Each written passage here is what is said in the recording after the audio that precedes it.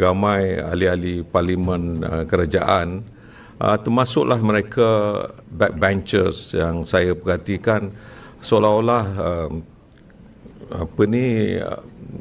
pindaan perlembagaan yang mendapat 148 undi itu satu kemenangan yang besar. Saya nak jelaskan 148 tu hanya cukup makan. 147 tak pun lulus perlembagaan. Jadi tak payahlah nak cakap seolah-olah ia merupakan satu reform. Kalau benar, sepatutnya semua ahli-ahli parlimen kerajaan kena ada dalam parlimen untuk menyokong pindaan perlembagaan tersebut. Hari ini apabila kita di pihak pembangkang abstain ataupun tidak berkecuali, maknanya berkecuali, bukan bermakna kita menolak. Ada perbezaan di sini. Dalam kita kertas undi itu, dia ada tulis itu. Satu sokong, satu tolak, satu tidak mengundi. Tidak mengundi itu bermakna kita berkecuali. Mengapa kita berkecuali?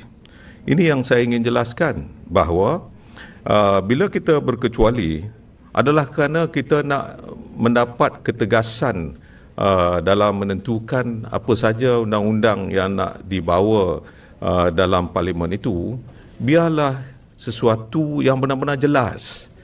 Yang jadi masalah kita adalah kerana tak jelas. Mereka mengatakan lulus dulu yang itu, kemudian baru masuk PSA. Bila nak bawa PSA, saya nak terangkan bahawa bila PSA, dalam perdebatan PSA itu terlampau ramai. Saya nak hanya bagi contoh beberapa contoh.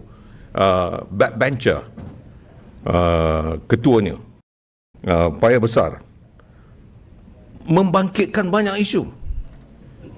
Salah satunya isu peruntukan pusat khidmat, dia kata.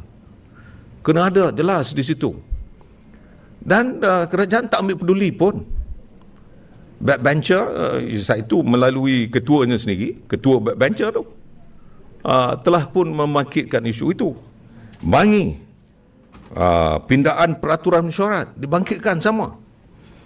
Pasir Gudang lagi sesuatu yang lebih jelas seperti apa yang kita bawa. Ahli-ahli parlimen kita pun membawa dan membahaskan isu ini, iaitu telah pun mempersoalkan tentang kedudukan yang di Pertuan Agong yang jelas dalam rang undang-undang tersebut, dalam akta tersebut.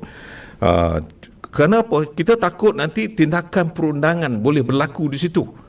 Mengapa pula yang Tuan Agong yang mencadangkan selepas berbincang? Apa ni? Inilah perkara yang saya rasa janggal. Perkara yang janggal ini yang menyebabkan kita rasa janganlah kita beri sokongan ini dulu. Jadi sebab itu kita minta ditangguhkan.